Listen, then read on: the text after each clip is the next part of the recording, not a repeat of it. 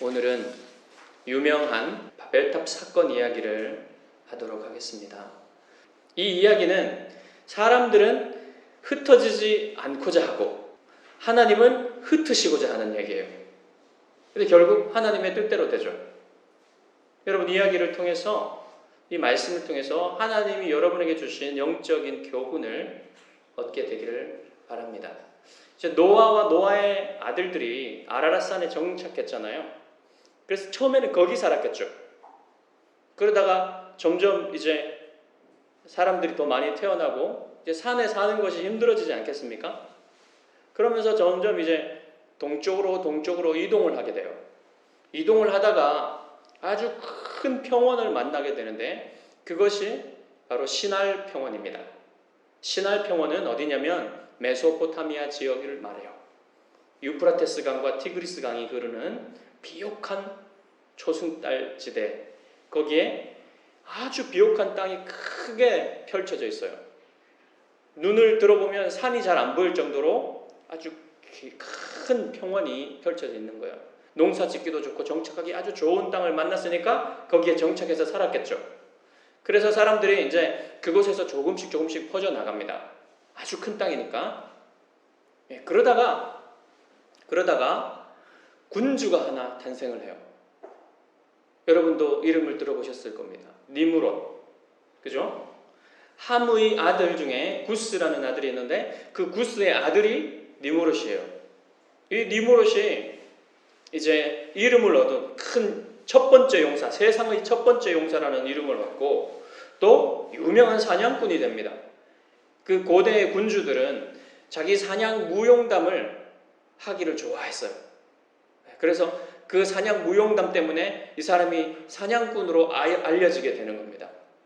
근데 이 니므롯이라는 이름은 우리가 반역하리라 라는 뜻이에요. 그 이름에 뭔가 좀 들어있죠.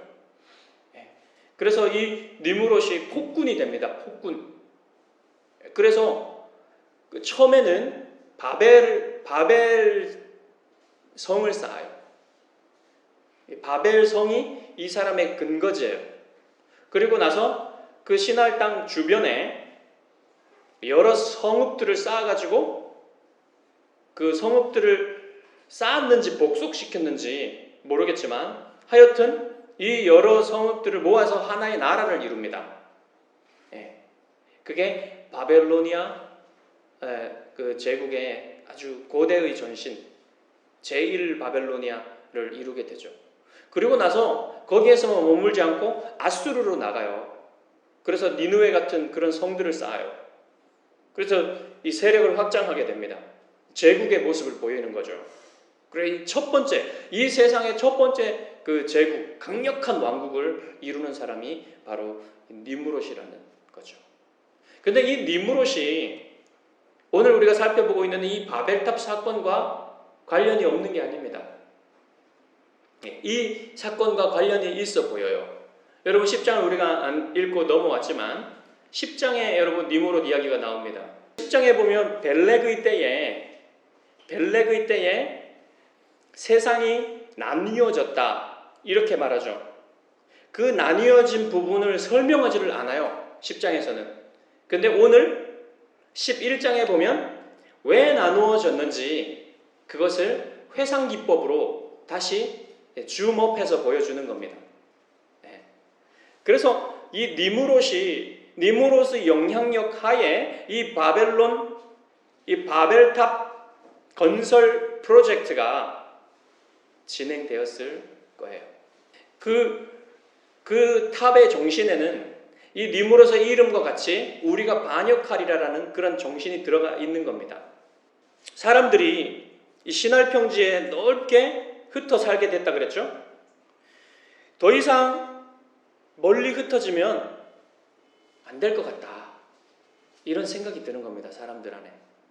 그래서 이제 흩어지지 말고 우리가 성곽을 쌓아가지고 강력한 성곽을 쌓고 그 다음에 높고 큰 탑을 쌓아서 우리의 이름을 내고 그 다음에 흩어짐을 면하자. 이렇게 했을 때 사람들이 거기에 동의를 하죠. 그래서 여러분 그곳에는 아직도 여러분 믿음을 가지고 경건하게 살고자 하는 사람들이 있었겠죠. 전혀 없어지지는 않았어요. 그 라인이 지금 계속 되고 있는 겁니다. 벨렉도 그 라인 중에 하나였어요. 근데 여러분 그 사람들이 주류가 아니었던 거예요. 니무롯과 같은 이 강력한 군주가 이끄는 대로 어느 정도는 가야만 했을 겁니다. 그래서 암묵적인 동의가 이루어져서 그 건설 프로젝트가 진행이 됐겠죠. 근데 여러분 좀 더 살펴보면 왜 그랬는지, 사람들이 왜 그것에 동의하고 왜 그런 건설 프로젝트에 다 같이 이렇게 참여하게 되었는지를 오늘 본문이 말해주고 있어요. 두 가지 원인이 있다고 얘기합니다. 오늘 본문에는 첫 번째는 교만이에요. 교만. 하늘에까지 닿는 탑을 쌓아서 우리의 이름을 내자 그랬죠. 이게 바로 그들의 교만을 보여주는 겁니다. 하나님과 같이 되고자 하는 거예요. 자기들이. 사람들의 죄의 뿌리에 그 교만이 있었어요. 그래서 우리는 하나님의 형상으로 지음받은 우리는 원래 무엇을 위해서 살아야 됩니까? 하나님의 이름을 내기 위해서 살아야 되잖아요. 즉 하나님의 영광을 위해서 살아야 되잖아요. 그런데 이들의 마음이 무엇을 내고자 했습니까? 자기 이름을 내고자 했잖아요. 이게 그들의 교만을 보여주는 거예요. 자, 두 번째 이유는 두려움 때문에 그렇습니다. 성읍과 높은 탑을 쌓은 것은 온 지면에 흩어짐을 면하기 위해서 그랬다 그랬죠. 그런데 여러분 하나님이 약속하신 게 있잖아요. 이제 다시는 물로 세상을 멸하지 않겠다고 약속하셨잖아요. 그 약속을 믿지 못하기 때문에 이 두려움에 빠진 거 아닙니까? 그리고 하나님이 흩어지라고 했잖아요. 명령하셨잖아요. 그것도 순종하지 않고 두려움에 빠져서 어리석은 선택을 하게 되는 거예요. 그러니까 이 사람들 이 오늘날 같으면요, 이 건설 프로젝트를 할 때 현수막을 크게 걸었을 겁니다. 뭉치면 살고 흩어지면 죽는다. 네. 이러고 있는 거죠. 흩어지면 어떻게 될까? 이런 이제 두려움이 어떤 거냐면 우리가 흩어져서 살면 조금씩 모여서 살면 동물들의 공격을 받을 때 잘 방어하지 못할 것이다. 그리고 우리가 뚝뚝 떨어져서 멀리 살다 보면 서로를 이해하지 못해가지고 가문끼리 족속끼리 이해를 못해가지고 서로 전쟁을 하게 되지는 않을까. 이런 생각들을 했던 것 같아요. 이런 두려움들이 생겼던 것 같아요. 그러니까 여러분 결국은 뭐예요? 하나님의 약속을 믿지 못하고 하나님의 명령을 따르지 않으니까 이런 어리석은 결과들이 나오게 되는 거죠. 그래서 그들이 이제 결단을 하게 됩니다. 자, 성곽을 쌓자. 강력한 성곽. 그리고 높은 탑을 짓자는 것에 결론을 내리게 되죠. 참 이상한 것이 여러분, 오만한 사람은 뭔가 두려움이 없을 것 같고 지혜도 많을 것 같은데 실상은 그렇지가 않습니다. 제 개인적인 경험으로 봐도 그렇고요. 주변의 사람들을 봐도 그래요. 제가 대학교 때 굉장히 교만했어요. 영적인 실패를 해보기 전까지. 정말 실패라는 걸 모르고 뭐 하면 다 될 것 같은 그런 느낌 있잖아요. 그런 것 생각을 가지고 살았는데 영적으로 실패하기 전에는 제가 너무 교만해가지고 지금도 교만하지만 정말 어리석고 악할 정도로 교만했어요. 그래서 제 선택이 보면 어리석었고 또 두려움이 많았어요. 남이 나를 비난하면 어떡하지? 남이 나를 미워하면 어떡하지? 이런 종류의 여러 가지 두려움이 있었어요. 내 죄가 드러나면 어떡하지? 뭐 이런 두려움들이 있는 거예요. 그러니까 교만할 때는 두려움이 없어지는 게 아니라 오히려 더 커지는 거예요. 그런 두려움이 어리석은 선택들을 하게 만드는 것 같아요. 예를 들면 구체적인 예를 못 들겠지만 예를 들면요, 어려운 일을 만나잖아요. 그러면 기도해야 되잖아요. 그리스도인이라면. 근데 기도를 하지 않고 뭘 하냐면 막 비난을 합니다. 다른 사람을. 이게 이상해요. 교만하면요, 기도하기보다는 이 원인을 내 안에서 찾지 않고 다른 사람한테서 찾아요. 그리고 환경을 탓합니다. 시스템을 탓하고, 이 나라를 탓하고, 뭐 교회를 탓하고, 뭐 목사님을 탓하고, 자기 가족을 탓하고, 부모님을 탓하고, 자식들을 탓하고 이래요. 이게 사람이죠. 그러면 이런 두려움과 이런 어리석음을 벗어나려면 어떻게 됩니까? 우선은 자기가 교만하다는 걸 깨닫고 이 교만과 싸워야 돼요. 여러분, 자기가 교만하지 않다고 생각하는 사람은요, 다 교만합니다.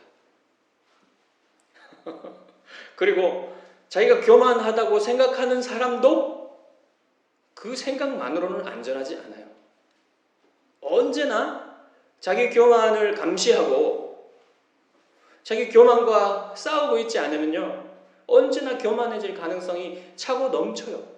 우리 영혼 안에는. 성경에서 이 교만이 어떻게 두려움과 어리석은 선택과 연결이 되는지 보여주는 아주 좋은 예가 하나 있어요. 여러분, 다윗이 이제 사울에게 쫓겨다닐 때 아둘람 굴에 피합니다. 그러니까 아둘람 굴에 들어가 있을 때 그 사울에게서 핍박받던 사람들, 불만을 가지고 있던 사람들, 이런 사람들이 다윗에게 다 모여들어요. 그래서 400명 되고 600명 되고 막 이래요. 그래가지고 그 다윗의 사병들이 생겨납니다. 군사들이 생겨나요. 아주 이제 다윗도 훌륭한 장수잖아요. 그래서 다윗 밑에 아주 좋은 장수들이 오게 됩니다. 자, 그런데 이제 쫓겨다니면서 계속해서 이제 다니다가 이 유다 지역에 속한 광야에 있는 마온이라는 그 성읍이 있어요. 광야 도시예요. 그곳에 아주 큰 부자가 있습니다. 나발이라고. 이제 이 나발이 아주 많은 양들을 가지고 있었기 때문에 이 양치기들이 이제 광야로 나올 거 아닙니까? 그러면서 이제 나오면 뭐 여러 가지 위협이 있어요. 도둑들의 위협도 있고 강도들의 위협도 있어요. 근데 그들을 다윗이 잘 지켜주는 겁니다. 약탈하지도 않고. 이제 그렇게 잘 지냈어요. 그러다가 이제 양털 깎는 때가 되면요, 축제가 벌어져요. 그때 양털 깎는 축제가 되어서 이제 다윗이 좀 잘했으니까 그들도 알 거 아닙니까? 들었을 거 아닙니까? 목자들한테. 그러니까 좀 우리에게 식량 원조를 해달라고 보내요, 사람을. 근데 나발이 준 것은 모욕밖에 없었어요. 하나의 식량은 주지도 않고 그냥 모욕했습니다. 그래서 다윗이 보복을 결심합니다. 400명을 데리고 나발을 죽이러 가려고 해요. 그런데 이때 그 전가를 나발의 아내 아비가일이 듣게 됩니다. 그래서 아비가일이 속히 많은 그 음식을 싸가지고 다윗을 찾아가게 되죠. 그래서 다윗을 막아요. 다윗이 스스로 자기 손으로 보복하는 걸 막아요. 여러분, 이게 굉장히 중요한 겁니다. 하나님이 막으시는 거예요, 사실은. 이 다윗의 행동을. 왜냐하면 여러분, 이 나발이요, 갈렙 집안에 속한 사람이거든요. 갈렙은 유다 지파의 유력한 사람이죠. 그래서 만약에 여러분 다윗이 이 스스로 보복하게 되면요, 다윗이 유다 지파랑 척이 지게 돼요. 나중에 여러분 다윗이 처음에 헤브론에서 유다 지파의 왕이 되죠. 이런 일이 힘들어지는 겁니다. 이걸 막은 거예요, 아비가일이.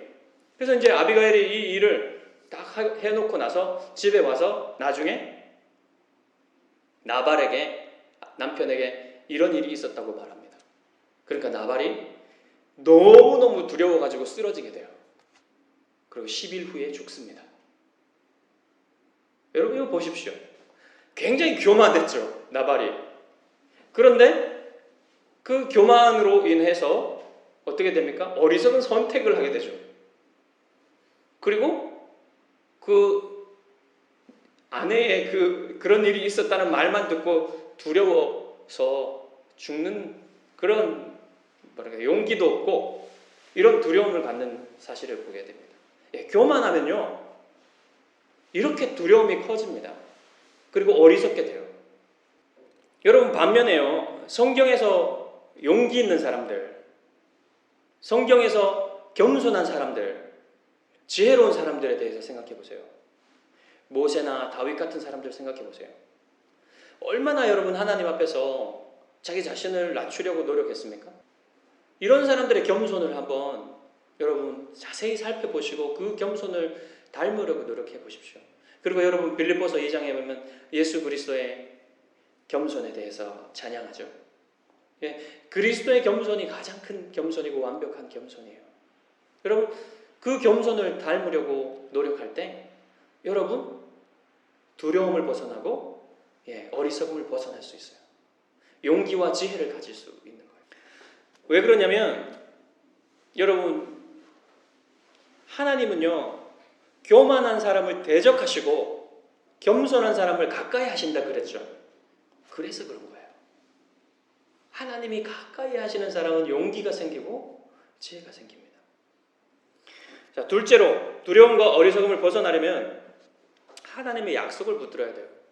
바벨탑 사건 당시에 사람들 어떻게 했습니까? 하나님의 약속이 있는데도 불구하고 약속을 믿지 않았잖아요. 신뢰하지 않았잖아요. 그래서 높은 탑을 쌓으려고 한 거예요. 하나님이 더 이상 물로 심판하시지 않겠다고 했는데 그걸 믿지 않은 겁니다. 그러니까 높이 쌓아가지고 물이 많아져도 그 위에까지 올라가면 살 수 있겠지. 그것도 소수의 인원만. 아니 그런 탑을 많이 쌓으면 이제 대부분 올라가서 살 수 있을 거야. 이런 생각도 했을 겁니다. 그렇게 어리석어지는 거예요. 그렇게 두려워지는 거예요. 하나님의 약속을 안 믿으면. 그러니까 여러분 자기 자신의 지혜와 생각과 경험 이것을 믿는 것보다 하나님의 약속을 믿는 게 얼마나 더 든든한 겁니까? 그런데 여러분 우린 실상 안 그러죠. 하나님의 약속을 믿기보다는 어떤 문제를 만나게 되면 자기 경험을 믿어요. 내가 경험해 보니까 이렇더라. 이렇게 말합니다. 성경이 아무리 얘기해도 설교에서 아무리 얘기해도 자기 경험을 믿어요. 이게 어리석음이에요. 사람들의. 하나님의 약속을 믿는 사람은요. 자기 경험보다 자기 생각보다 지식보다 하나님의 약속을 붙드는 그런 연습을 하고 그런 훈련을 해요. 그래서 중요한 때에 하나님의 약속을 붙드는 영적인 모습을 보여줍니다. 그 다음에 셋째로 두려움과 어리석음에서 벗어나려면 하나님의 명령에 순종해야 돼요. 그렇죠. 하나님은 흩어지라고 하셨는데 안 흩어지려고 하다가 그런 이상한 발상을 하게 되고 그런 선택을 하게 되잖아요. 하나님의 명령에 순종해서 만약에 이 사람들이요 그곳에 모여 살지 않고 막 흩어졌다면 어떻게 됐을까요? 여러분 우선 용기를 얻었겠죠. 왜 그러냐면 흩어져도 괜찮구나. 하나님이 흩어지라는 명령에 순종할 때 하나님이 그들을 도우시겠죠. 그들이 새로운 땅을 발견하고 나아갈 수 있도록 하실 겁니다. 그래서 용기를 얻고 또 지혜를 얻을 거 아닙니까? 새로운 땅들을 발견하며 그 땅에 정착하는 그런 지혜들을 배울 거 아닙니까? 그리고 발견의 기쁨을 누릴 거 아니에요? 하나님의 세계가 이렇게 넓고 이렇게 다채롭고 다양하고 이렇게 아름답구나 하는 사실을 여러분 발견하게 되지 않겠습니까? 하나님의 명령에 순종해 나가면 우리의 인생이 그래요. 용기를 발견하게 되고 지혜를 발견하게 되고 기쁨을 발견하게 되는 겁니다. 그런데 하나님의 명령에 자꾸만 반항하죠. 우리는 거꾸로 갈라 그러죠. 가면 안 될 것 같고 죽을 것 같고 너무 힘들 것 같고 이러니까. 여러분 하나님의 약속과 하나님의 명령을 계속해서 신선하게 바라보려면 우리의 마음속에 두려면요 날마다 하나님의 말씀을 신선하게 읽어야 돼요. 신선하게 하나님의 음성을 들어야 됩니다. 그러지 않으면요, 마치 고인물이 썩듯이 우리 인생 전체를 설교를 들어왔고 하나님의 말씀을 들어왔어도 그것이 신선하게 유지가 되지 않는다는 겁니다. 오늘 제 아내가 아침에 그런 얘기를 하더라고요. 물을 주면은 밑에 물 빠진 건 비워내야 된다고. 비워내고 또 일주일이 이렇게 되면 이제 한번 바싹 말라야 된다고. 그런 과정이 우리가 말씀을 듣는 과정도 매일매일 그렇게 돼야 돼요. 한번 주고 계속 놔두면 그게 계속 쌓이는 게 아니에요. 신선하게 계속 들어야지. 우리가 밥을 매일 해서 먹잖아요. 이틀 먹는 때도 있지만 그럼 맛없죠. 냄새나고. 그렇듯이 밥을 매일매일 하듯이 매일매일 새로 먹어야 돼요. 그래야 하나님의 약속이 신선하게 보이고 살아있는 것처럼 보이고 하나님의 명령을 신뢰하며 따르게 되는 그런 순종을 하게 되는 것이죠. 자, 교만하면요, 이 모든 것을 다 잃어버립니다. 그래서 하나님의 약속도 믿지 못하고 하나님의 명령도 순종하지 못하는 거예요. 여러분, 첫 번째 싸움은 교만과의 싸움이에요. 겸손을 유지하는 것. 이것이 그리스도인의 싸움에서 제일 큰 싸움이고 제일 어려운 싸움이기도 하고 매일매일 전투를 치러야 하는 아주 큰 전장입니다. 거기가 중요한 전장이에요. 다시 본문으로 돌아가 보겠습니다. 사람들은 돌과 나무로 집을 짓는 대신에 신할 땅의 이 비옥한 진흙으로 구운 벽돌과 역청으로 이제 집을 짓는 지혜를 얻게 되었어요. 여러분, 메소포타미아 지역에서 지구라트가 발굴이 됐죠.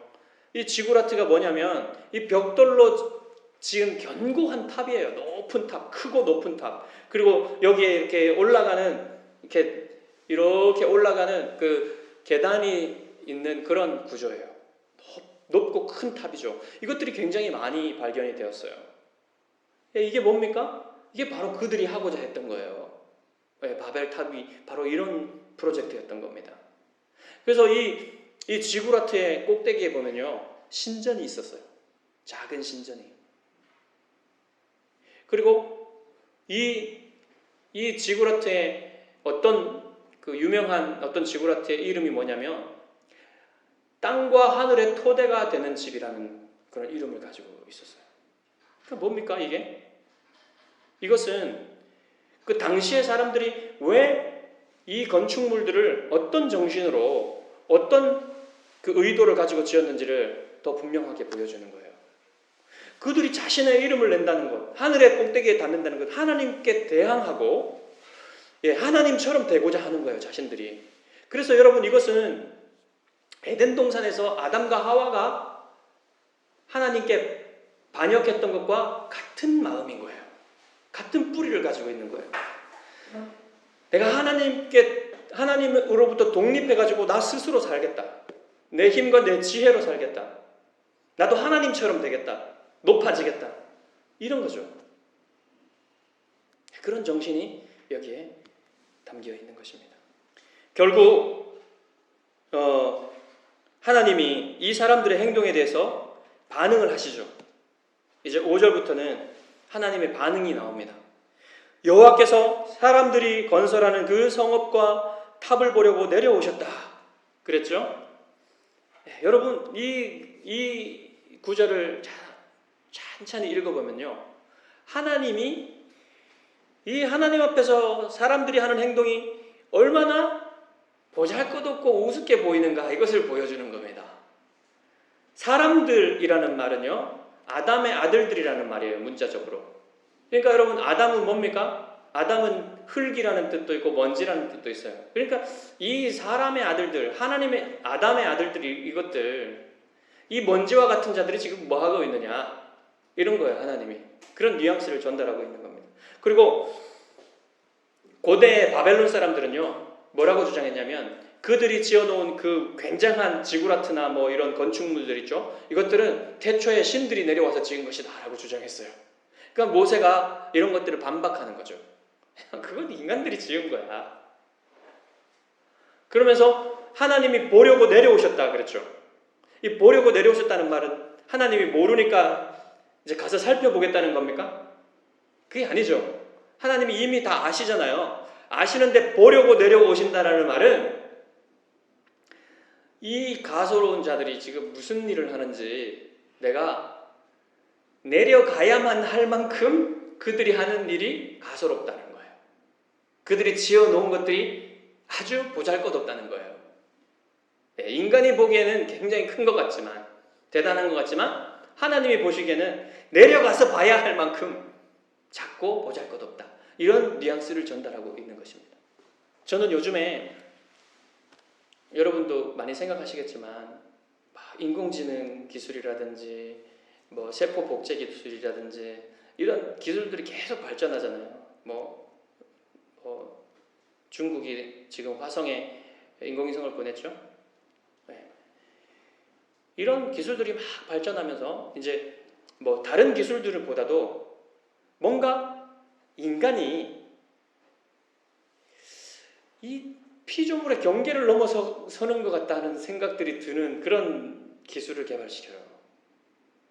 그래서 자신들도 하나님처럼 피조물을 만들고 그들을 부려서 그들을 다스려서 뭔가 자신들이 하나님처럼 되고자 하는 사람이 그런 모습을 보여줍니다. 좀 궁금해요. 어떻게 진행될지 이것이. 인간 복제 수준에 이렇게 도달하게 되면 참으로 우려스럽습니다. 그래서 이 교만, 사람의 교만이 기술에 대한, 과학 기술에 대한 이 기술에 대한 교만이 정점에 다다르면요, 하나님이 보려고 내려오실 겁니다. 하나님은 사람들이 하는 일을 보려고 내려오셔서 무슨 일을 하셨냐면 언어를 흩으셨다 그랬죠. 언어를 흩어버리면 무슨 일이 생깁니까? 그동안 하나였던 일체성을 가지고 있었던 사람들이 이제 흩어질 수밖에 없어요. 하나로 뭉쳐있던 힘을 발휘하지 못합니다. 이제 왜요? 왜 그 당시에는 파파고도 없었고 통역관도 없었고 문자도 없었잖아요. 그러니까 말이 통하겠습니까? 얼마나 답답하겠어요. 사람들이 이제 몇 사람씩 이제 그 말이 통하는 이제 가문끼리 이제 그들 거 아마 말하게 되는 거예요. 그러니까 이 프로젝트가 멈춰지게 되는 겁니다. 그래서 점점 멀어지게 돼요. 그래서 민족의 대이동이 일어나게 된 겁니다. 여기서 10장에 보는 수많은, 여기 10장에 한 70민족이 나와요.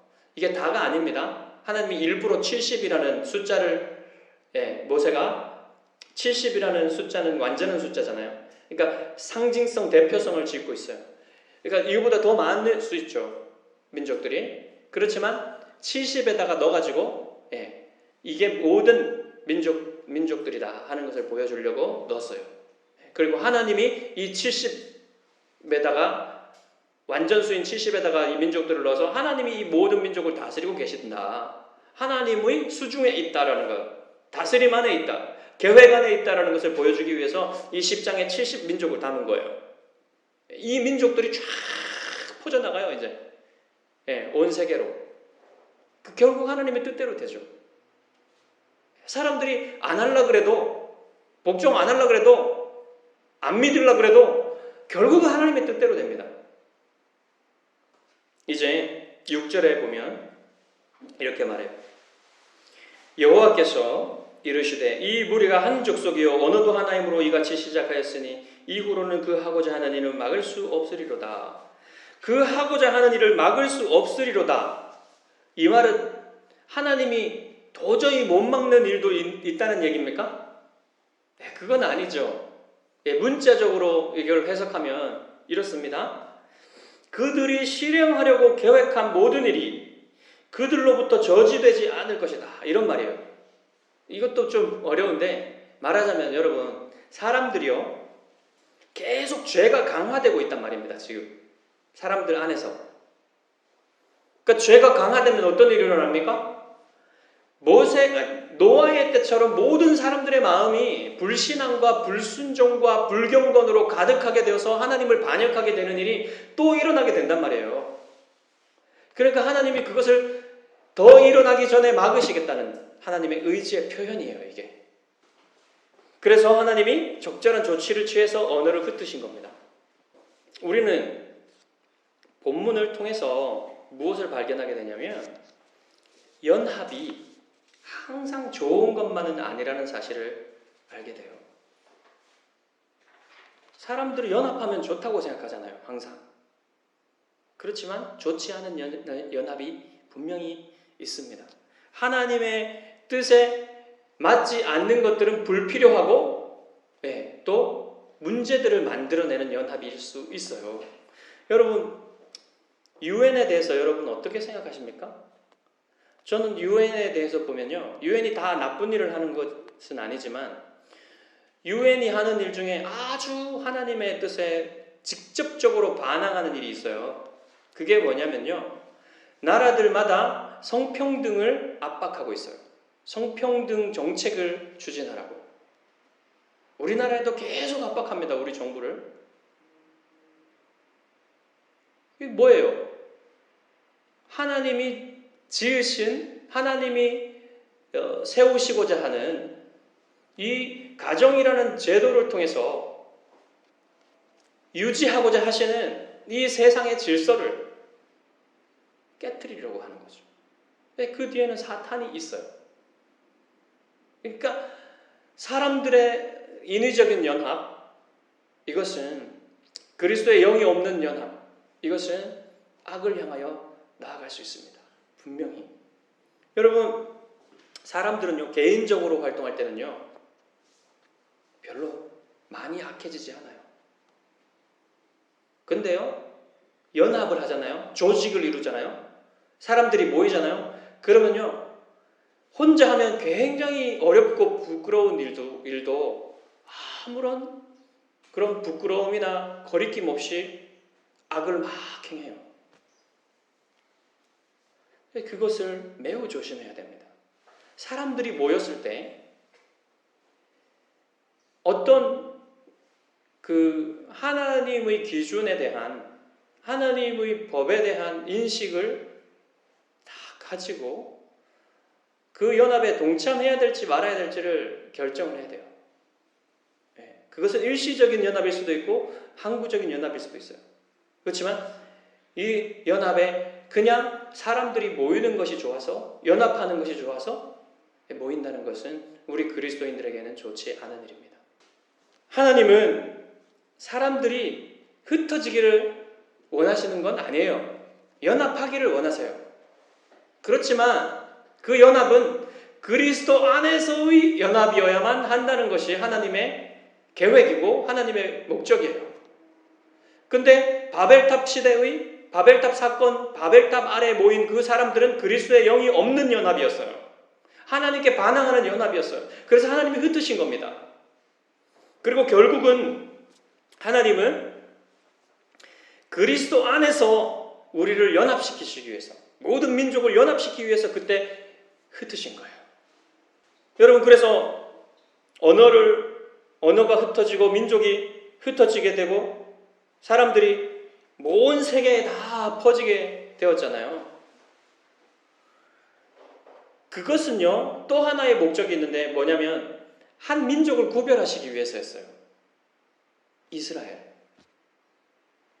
이들이 다 모여 있으면요, 이런 구별된 민족을 만들기 어려워요. 그래서 하나님이 아브라함부터 시작해서 하나의 민족을 만드신 겁니다. 하나님의 백성을. 그래서 이 백성을 노예된 상태에서 구원하시고 그들을 광야에서 인도하시고 그들의 믿음을 훈련시키시고 가나안 땅의 7 족속을 멸하시고 그 가나안 땅에 이스라엘 백성을 심으셨잖아요. 그래서 거기에서 예수 그리스도가 오게 하셨잖아요. 그래서 그 예수 그리스도께서 십자가에 죽으시고 부활하심으로써 또 오순절날 성령님께서 강림하셨을 때 무슨 일이 일어나나요? 사도들이 설교할 때 각 나라와 족속에서 온 사람들이 사도들은 말을 하는데 그들 나라의 방언으로 듣게 되는 거예요. 이렇게 하나님이 이제 예수 그리스도 안에서 성령을 통하여 모든 나라 사람들이 하나 되게 하시는 거죠. 연합시키시는 거죠. 결국은 이렇게 하시기 위해서 흩으셨습니다. 하나님의 뜻대로 다 됐어요. 여러분, 결국은 하나님의 뜻대로 되죠. 모든 일이. 하나님의 뜻대로 되는데 겸손히 하나님의 약속을 믿고 하나님의 명령에 따라 사는 사람들은요, 두려움을 벗어나고 어리석지 않게 되고 용기를 가지고 지혜를 가지고 이 세상을 이기면서 살아갈 수 있게 되는 거예요. 여러분, 그런 사람들이 되기를 바랍니다.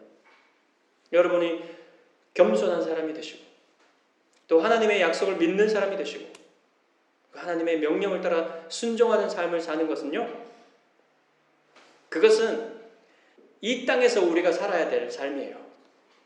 모든 것이 하나님의 뜻대로 되지만 이 땅에서 우리가 그렇게 순종하여 사느냐 아니냐에 따라서 많이 달라지게 되는 겁니다.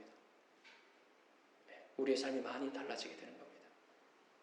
여러분이 그렇게 복된 삶을 사시게 되시기를 주님의 이름으로 축복합니다. 기도하겠습니다.